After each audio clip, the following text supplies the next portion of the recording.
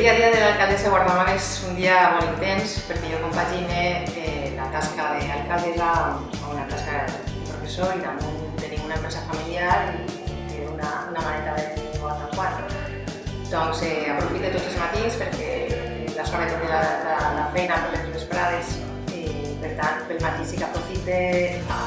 estar a l'Ajuntament, per agafar una volteta per el terme a veure si hi ha algun problema o alguna coseta i despatxar les suggerències o els problemes que tenim els veïnats. Doncs nosaltres, el nostre municipal, abans de començar les inversions, vam plantejar quines eren les necessitats, vam estudiar quines eren les avantatges i els desavantatges de viure en un poble com Guardamar de la Safor i quan vam descobrir que no hi havia cap desavantatge, que tots són avantatges, doncs vam dissenyar el model de poble que nosaltres els habitants de Guardamar de la Safor ens agrada, que és un poble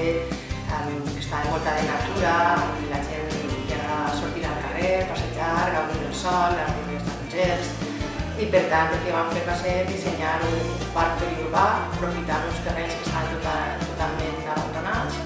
Hem pogut salvar aquests terrenys i ara tenim un magnífic parc, estem molt orgullosos. L'any passat ja ens va donar un premi de la Federació Valenciana de Municipis i Progressies i per tant ja tenim ara un parc que hem rescatar dos ullals i la gent es va a passejar i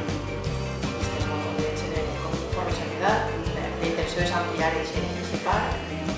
intentar treure més ullals i fer-lo un poc més gran, perquè clar, la intenció és molt forta per a poble com Guardamar de la Safor i per tant és un projecte a mig termini.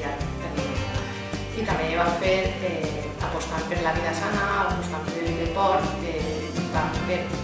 en el terreny que hi havia un camp de futbol totalment abandonat, el vam rehabilitar també, hem fet com una espècie d'edifici molt multivalent i ara hi ha una espècie de gimnàs amb màquines multifuncionals on poden anar xiquets, majors i està oberta a tot el públic i la veritat és que és una zona espectacular amb dos parcs per deport, unes grans cristaleres que pots entrar així i estàs en contacte amb la natura, que és el que es pretén viure en contacte. Doncs la veritat és que estic molt contenta de que estiga Compromís en el govern perquè gràcies a Compromís Guardamar de la Safor ha rebut subvencions per a realitzar tots els nostres somnis perquè estic segura que si sense un govern com a Compromís aquestes inversions no haurien pogut ser una realitat. Per tant, sols vull que menys mal que està Compromís al govern per a poder desenvolupar totes aquestes iniciatives.